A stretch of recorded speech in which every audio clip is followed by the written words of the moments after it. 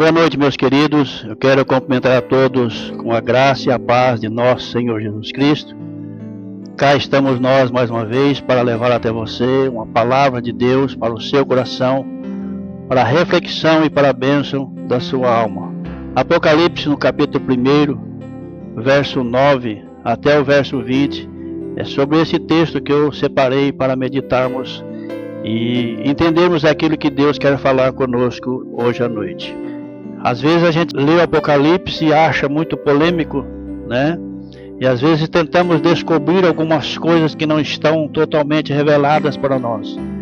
Precisamos aprender que as coisas reveladas são para nós, as não reveladas são para o Senhor nosso Deus. É nessa época que João estava exilado, ou seja, levado cativo para um deserto, para o meio do nada. A história diz que um barco deixou na ilha, mas voltou. O imperador Nero, o grande perseguidor dos judeus, estava no comando desde os seus 17 anos.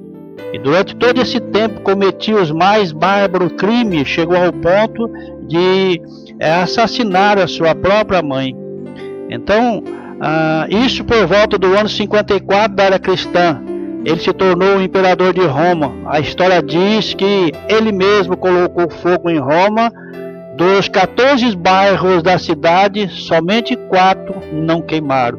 E coincidentemente, nesses 4 bairros, era onde moravam os judeus e os cristãos da época. Aí foi um álibi perfeito para culpá-los pelo incêndio. Aí então deu início à brutal e sangrenta perseguição contra a igreja e os cristãos. Quantos já não ouviram a história do Coliseu de Roma, onde os cristãos eram jogados vivos na arena para ser devorados pelos leões, e os que não morreram foram dispersos, e até o ano 48, quando Israel retornou à sua terra. Então, por volta dos anos 80, assume um governo de um homem chamado Domiciano, que também foi chamado de segundo Nero. Foi o primeiro imperador a usar o título de Senhor e Deus. Foi ele quem deportou João, que na época era pastor na cidade de Éfeso, para a ilha de Patmos. Vale a pena lembrar que nessa altura todos os apóstolos já estavam mortos. E a intenção do Domiciano era calar a última voz de Deus aqui na terra, era acabar de vez com o cristianismo sofrido e perseguido na face da terra. Era fechar de uma vez por todas as portas do Evangelho para João aqui na terra. Mas quando fechou todas as portas para João aqui na terra, Deus abriu para ele uma porta lá no céu. Jesus disse: sobe para cá, tenho uma missão para você, vou mostrar a você não as coisas que podem acontecer, mas as coisas que vai acontecer. É interessante que quando tudo parece perdido, Deus continua no seu trono, sua vontade continua soberana e ele se levanta como um projeto fantástico para a igreja. E esta palavra que eu quero deixar para nós, como igreja do Senhor nesta noite. Nunca desanime, nunca desespere. Quando tudo parece perdido, Deus é aquele Deus que nos surpreende. Quando nós achamos que não tem jeito, Deus chega com uma coisa nova, com uma situação nova, para nós, a sua igreja. Era um domingo, dia do Senhor, quando João ouviu a voz, como uma voz de trombeta dizendo: vem e vês. E escreve no livro e manda para as 7 igrejas da Ásia, que são a igreja de Éfeso, Esmirna, Pérgamo, Tiatira, Sardes, Filadélfia e Laodiceia. Então, a missão de João era escrever tudo aquilo que ele via para mandar ou adereçar as 7 igrejas da Ásia. Quando se volta para ver quem falava e não vê ninguém, viu 7 candeeiros de ouro. No meio de 7 candeeiros, um semelhante ao Deus e outro. Em outras palavras, o mundo só pode ver Jesus através da igreja. Então não esqueça, meu querido, nunca esqueça que você é a igreja e que, embora para o mundo nós não temos muito significado, não temos muita importância, mas é através de nós que o mundo vai conseguir ver a Jesus Cristo. Agora, olha que curioso, o Cristo que João vê não é mais o Cristo batido. É comum você ver pendurado numa parede, numa cruz sangrando, um Cristo magrinho, né? Um Cristo raquítico, né? Não e a visão que João tem aqui não é mais desse Cristo. João não vê mais aquele Cristo que estava cuspido no sinédrio. O que João vê não é mais aquele Cristo que todo olhava para ele e dizia, coitado. O Cristo que João vê é um Cristo vivo, um Cristo vencedor. O Cristo que João vê é o Cristo Filho de Deus. Seus cabelos não estão mais envoltos em uma coroa de espinhos, seus olhos não estão mais lacrimejantes, mas agora está como chama de fogo. Seus pés não estão mais com cravos cravados na cruz. Sua voz não é mais aquela voz embargada de sede, mas é como a voz de muitas águas. A mão direita não tinha cravo, tinha 7 estrelas. Sua boca não estava mais seca de sede, mas saía uma espada de 2 gumes. E o seu rosto não era mais aquele rosto de um Cristo humilhado, sangrento, mas a Bíblia diz, o texto diz que brilhava como o sol no seu resplendor. No verso 18 ele diz uma palavra muito interessante. Eu sou aquele que estive morto, mas estou vivo pelo século dos séculos e tenho a chave da morte e do inferno. Nós não servimos, meus queridos, nós não servimos um Cristo que esteve vivo e está morto. Nós servimos sim um Cristo que esteve morto, mas agora está vivo pelo século dos séculos. No verso 13, João vê Jesus no meio dos candeeiros, que significa a igreja. Jesus passeia no meio da tua igreja hoje, em dias de caos. Agora no capítulo 2, verso 1 diz que ele anda no meio dos candeeiros. E na medida em que ele anda de um lado para o outro, ele nos observa, ele cuida, ele exorta, ele abençoa. Agora, tem uma coisa interessante, que em todas as igrejas ele repete a mesma frase. Em todas as cartas, o cabeçalho dessas cartas tem a mesma frase. Eu conheço as tuas obras. Hebreus capítulo 13, verso 8 diz, Jesus Cristo é o mesmo ontem, hoje e será eternamente. E a mesma coisa ele está dizendo para mim e para você hoje à noite. Eu conheço as tuas obras. Ele está dizendo para todos nós hoje à noite. Conheço cada um de você. Aquilo que os seus pais não sabem, eu sei. Aquilo que o seu marido e a sua mulher não sabem, ele está dizendo para você à noite, eu sei. Quando você fechou a porta do quarto, eu estava lá. Aquilo que o seu pastor, nem a igreja não sabe, nem imagina, eu sei. Nada escapa daquele cujos olhos são como a chama de fogo daquele Jesus que foi morto sim, mas que está vivo. Para 2 das 7 igrejas, Jesus nos surpreende. Todas elas ele disse, conheço, mas para a Esmirna ele diz, conheço a tua tribulação, a tua pobreza, mas tu és rico. Vale a pena pensarmos o seguinte, que às vezes nós fazemos uma avaliação nossa, aos nossos olhos, e nós achamos que o que é importante, o que nós valorizamos, é aquilo que nós achamos que tem valor. Mas muitas vezes Deus olha para nós, Jesus olha para nós, e aquilo que nós não achamos nada, Ele diz que é. E aquilo que nós achamos que é importante, Ele diz que não é importante. Jesus nos choca com essa afirmação, que é uma igreja rica, no nosso conceito. O que é uma igreja rica no nosso conceito? Um templo suntuoso, com uma conta recheada no banco, cheia de grandes empresários. Uma igreja que tem 10 mil membros, mas Jesus disse para a igreja de Esmirna, eu conheço tua pobreza, mas tu és rica. Pobre na terra, mas rica no céu. Pobre aos olhos dos homens, mas rica aos olhos de Deus. Pobre fisicamente, mas rica espiritualmente. Nós estamos falando de um Cristo vivo que está atento e que não vê as coisas como nós vemos. Deus não vê as pessoas como nós, o homem, vê. É muito interessante nós pensarmos isso e como igreja vivemos desta maneira. Olhar para as pessoas e não ver nela aquilo que os nossos veem, mas olhar para as pessoas independente de quem são elas e olhar para elas como os olhos de Deus. E podemos imaginar como é que Deus está olhando para essa pessoa. Eu olho para alguma pessoa e às vezes a pessoa para mim é repugnante. Não dou nenhum valor por aquilo que eu vejo em sua aparência. mas Deus olha para essa pessoa e vê nela a imagem e semelhança daquele que o criou. A prova é que para a igreja de Laodiceia ele disse uma igreja rica, mas Jesus disse: tu és infeliz, pobre, miserável, cego e nu. Mas para todas ele diz: conheça as tuas obras. E Deus está dizendo para nós nesta noite: eu conheço as tuas obras. Quando você derrama as suas lágrimas na clara da noite que ninguém vê, eu estou vendo. Eu conheço a sua dor. Dor essa que muitas vezes você não tem como explicar, não tem como mostrar para outras pessoas.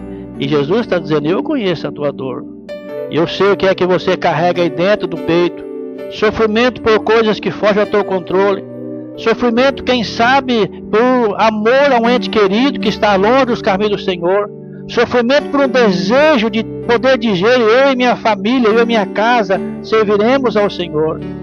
E Jesus está dizendo para você: eu sei o que é que você carrega aí dentro do peito. Eu sei o sofrimento que você está passando. Quando você pensa que você está só, eu estou contigo. Esse é o Jesus que nós servimos. Esse é o Cristo vivo que está sempre conosco. E interessante que para a igreja de Sardes ele disse: eu conheço vocês. Tem nome de quem vive, mas está morto. É impressionante como Jesus vê as coisas. E isso chama-nos a atenção.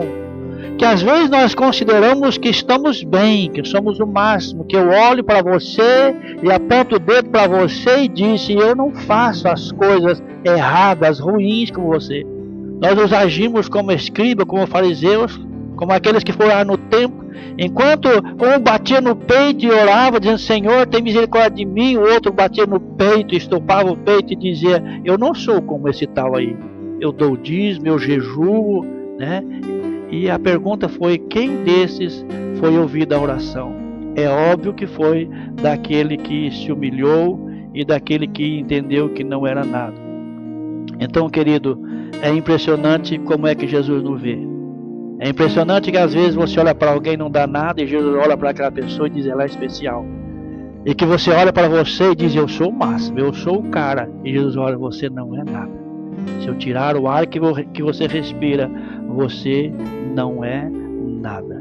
O importante não é o que as pessoas dizem de nós, nem o que as pessoas pensam de nós mesmos. O importante é como Deus nos vê. E Ele fala, o que é que Ele fala de nós, o que é que Ele pensa de nós, o que Ele está falando de nós. Não importa o momento, nem o que os outros estão dizendo.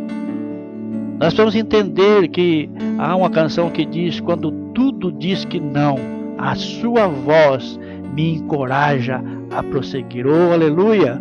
Palavra gloriosa. Estava inspirado o autor da letra dessa música. Quando tudo diz que não, quando tudo parece perdido, quando tudo parece que não vai dar certo, quando tudo parece que vai acabar, quando tudo parece que é o fim, a sua voz, a voz de um Cristo vivo, nos encoraja a prosseguir. Laodiceia era a igreja mais rica da época. A expressão quente e frio era um mapa geográfico, por na cidade possuía muitas nascentes de águas termais e medicinais. Fria também águas quentes, era uma espécie de Caldas Novas no nosso Brasil. A expressão ouro refinado era porque a cidade possuía muito ouro. Quando houve um grande terremoto, na maioria das cidades não conseguiu se restaurar, mas Laodiceia se ergueu sozinha, sem ajuda de nenhum governante, porque era uma igreja que possuía muito ouro. Veste branca é porque a cidade possuía as mais indústrias têxtil que produzia a melhor seda do mundo, e isso ainda ocorre até hoje. Colírio, Laodiceia era um dos maiores centros oftalmológicos da época. Tinha lá um remédio chamado pó frígio. No entanto, Jesus chamou a igreja pobre, cega, nu, morna, e isso causava náusea aos olhos de Deus. Então essa igreja não era uma igreja rica aparentemente, ela realmente possuía muita riqueza, né? Possuía os melhores perfumes, possuía os melhores remédios, possuía muita coisa que a deixava rica e famosa. No entanto, Jesus olhou para ela e disse: você é pobre, miserável, cega e nu. Um Cristo vivo que anda no meio da igreja observa a sua igreja, que conhece a sua igreja, também pode sentir náusea daquilo que ele vê. Quantas pessoas você já passou? Quantas Páscoas você já passou depois que conheceu Jesus? Antes da Páscoa, da ignorância, você servia um Cristo morto. Nós estamos antecedendo a semana da Páscoa e na semana que comemora um Cristo morto. Traz coelhinho, traz ovos, traz um punhado de coisas que faz os grandes empresários, o comércio ganhar dinheiro, fazer endividar as pessoas. Você vai no supermercado hoje e você vê ovos de Páscoa em 3 vezes sem juros no cartão, te incentivando a uma comemoração pagã a um Cristo morto. Então, antes, na ignorância, a gente servia isso, porque a gente servia um Cristo morto, aquele Cristo magrinho, de semblante, de dor. Laodiceia era uma das igrejas sem problemas, não tinha os nicolaítas, não deixou o primeiro amor, não existia um trono de Satanás, não tinha Jezabel. A liderança não precisava se reunir para tratar de problemas, era uma igreja perfeita, mas causava náusea diante dos olhos de Deus. Então, vamos entender o seguinte: nós servimos a um Cristo vivo, um Cristo poderoso, um Cristo que está atento a todas as coisas que nós fazemos. Como igreja, como nós somos, como tem sido o nosso andar, como tem sido o nosso proceder. Às vezes nós temos uma preocupação árdua, ferronha, com aquilo que as pessoas dizem de nós, com aquilo que as pessoas veem em nós, e não temos nenhuma preocupação de que é que Deus vê em nós. Às vezes nós temos a impressão que Jesus Cristo morreu há mais de 2000 anos e acabou. Não, o texto diz, capítulo 1, verso 18, eu fui morto sim, mas eu sou vivo, e eu tenho nas minhas mãos a chave da morte e do inferno. Esse Jesus que nós servimos é um Cristo vivo, é um Cristo que está atento, que caminha no meio da tua igreja, que anda com a tua igreja, que deixou promessa para a sua igreja: eu estou com vocês todos os dias, até a consumação do século. Vamos voltar lá para o verso 18 que diz: eu estou vivo, eu tenho a chave da morte e do inferno. Em outras palavras, Jesus está dizendo: eu estou no controle.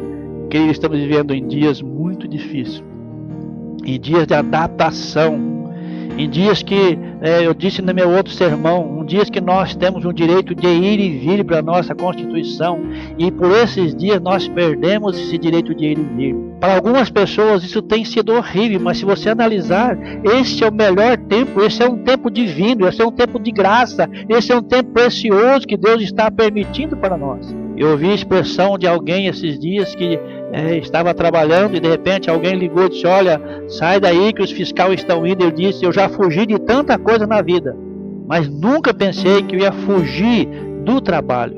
É um tempo novo, é um tempo de adaptação, porque Deus está mostrando para nós nesse tempo novo que nós não somos nada, que nós precisamos voltar para Deus. Hoje foi denominado um dia de jejum e oração, né? As igrejas, os evangélicos, católicos, todos saíram à rua dizendo que Deus é o nosso único Salvador, porque a palavra de Deus diz que se o meu povo, que se chama pelo meu nome, nunca ninguém chamou tanto por Deus como nesses últimos dias. As pessoas incrédulas, mais incrédulas, têm se voltado para Deus porque entendeu que as coisas fogem do controle dos homens, e quando o homem perde o controle, só Deus para nos dar o controle. E está se cumprindo aquela palavra: se o meu povo, que se chama pelo meu nome, se humilhar. Muitos dos grandes homens têm entendido esses dias que o homem não é nada. Hoje, quem tem muito dinheiro e quem não tem dinheiro nenhum está no mesmo nível. Em outras situações, quem tem muito dinheiro viajava para os Estados Unidos e ia passar férias em Miami, mas infelizmente não pode viajar, e nem Miami também está livre dessa epidemia. Então, querido, fugiu ao controle dos homens. Então, que Deus pede na sua palavra: se esse povo que chama pelo meu nome se humilhar, arrepender dos seus maus caminhos. Então é importante nós falarmos sobre isso. Muita gente está clamando, mas é preciso entender que o texto é completo e a Bíblia não se obedece em partes. Se o meu povo que chama pelo meu nome se humilhar, se arrepender, jejuar e buscar a minha face, aí sim eu virei do céu, sararei a sua terra e sua vida será abençoada. Então, meu querido, não adianta só orar, não adianta só jejuar. É preciso se arrepender. É preciso nós entendermos que nós não somos nada. É preciso nós entender que Deus está acima de todas as coisas. O homem pode ter muito dinheiro, muita inteligência, muita tecnologia, mas o homem não é nada sem Deus. Esse é um tempo novo, é esse que eu faço nova todas as coisas. Vamos aprender a adaptar-nos, adequarmos a um monte de coisa que a gente jamais parou para pensar e imaginar. Aos meus 62 anos de vida bem vivido, eu nunca pensei que passaria por uma situação como essa. Mas dou graças a meu Deus, porque eu posso fazer de Paulo as minhas palavras. Eu sei em quem tenho crido, e que essa deve ser o jargão nós como cristãos. Nunca duvidar, mas sempre dizer, eu sei em quem tenho crido. E estou bem certo que esse sim é poderoso para guardar o meu tesouro até aquele dia final. Em outras palavras, ele está dizendo, eu estou no controle. Eu faço nova todas as coisas. Ele deixou promessa para nós como igreja, eu estou com vocês todos os dias. Eu vou na frente de vocês. Eu abro as portas. Eu perdoo os pecados. Eu ouço as suas orações. Eu amo vocês, independente de qualquer situação. Agora tem uma coisa muito interessante. Eu voltarei para buscar a minha igreja. Eu tenho dito todos os meus sermões, se você é igreja, você está tranquilo, Jesus vai vir buscar a sua igreja. Agora, se você que me ouve através dessa live, não é igreja, não faz parte da igreja, está afastado dos caminhos do Senhor, volte correndo para os pés do Senhor, porque Jesus vai voltar em breve, mas vai levar somente a sua igreja. Em outras palavras, ele diz, eu estou com você. Eu estou com você todos os dias, porque eu sou um Cristo vivo. Amém? Que Deus possa abençoar você através dessa palavra. E vamos agora passar para a segunda parte do culto, que é a celebração da ceia do Senhor.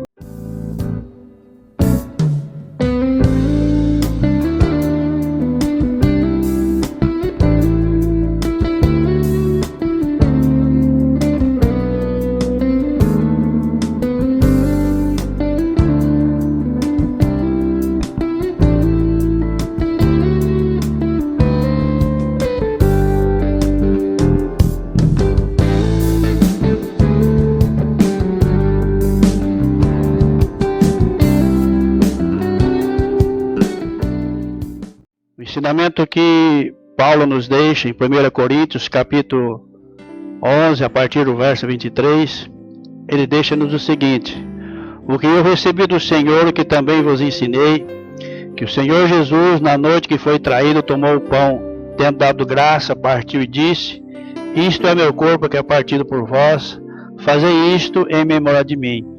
Semelhantemente também depois de cear, tomou o cálice, dizendo, esse cálice é a nova aliança do meu sangue, sangue que eu derramei na cruz do Calvário para trazer vocês de volta a Deus. Fazei isto em memória de mim.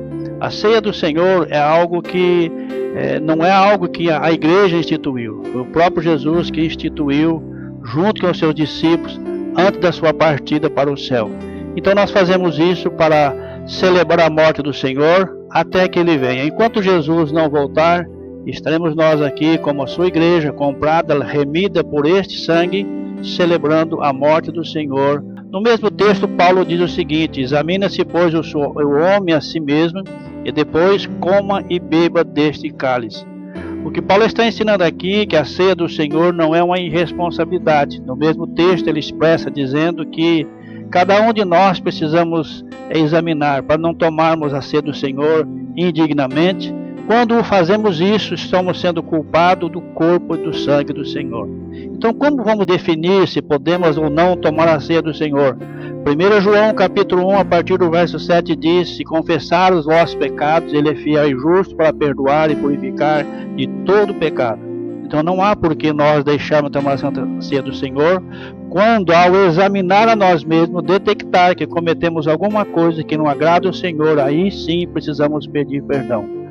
Mas temos que fazer isso todas as vezes da Santa Ceia, examinar sim. Agora pedir perdão pelo mesmo pecado, isso não é uma coisa coerente. Porque Provérbios capítulo 28, verso 13 diz que aquele que confessa e deixa, alcança misericórdia. Ou seja, se você confessou e deixou, alcançou misericórdia. Como pastor, como igreja, nós não temos autoridade bíblica para dizer quem deve ou quem não deve tomar a ceia do Senhor.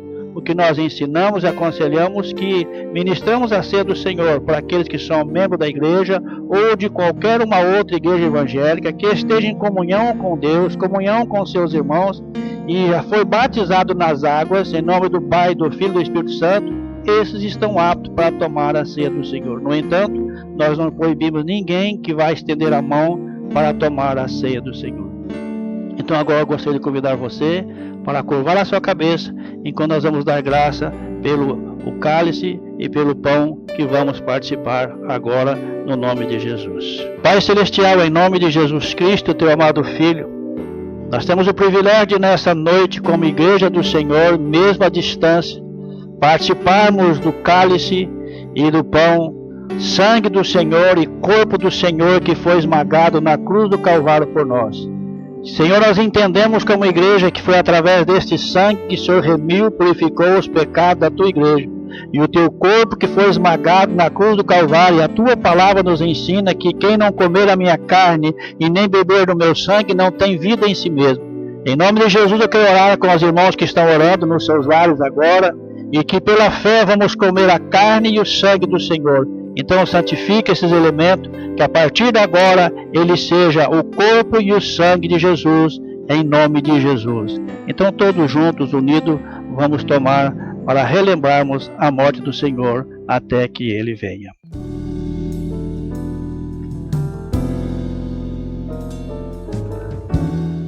Pai Celestial, nós te agradecemos por este momento. Obrigado porque o sacrifício que o Senhor fez na cruz do Calvário não foi em vão.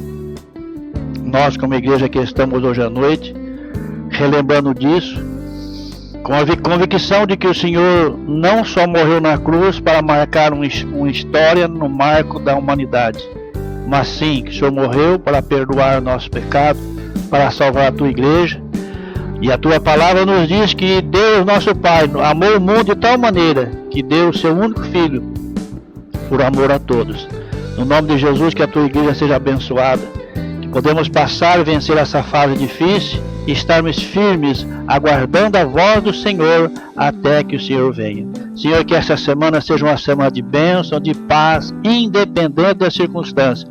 A paz que só o Senhor pode dar, que cada um de nós, nos nossos lares, ou trabalho, independente de onde quer que estejamos, possamos estar cobertos debaixo da graça, da bênção e da misericórdia do Senhor. Abençoa a tua igreja, abençoe todo o teu povo. É a nossa oração, em nome de Jesus. Amém e amém. Que o amor de Deus, nosso Pai, que a graça e a misericórdia de Jesus Cristo, teu Filho, e as doces consolações do Espírito Santo esteja com todo o povo de Deus e todos digam amém. Que Deus abençoe a todos, em nome de Jesus.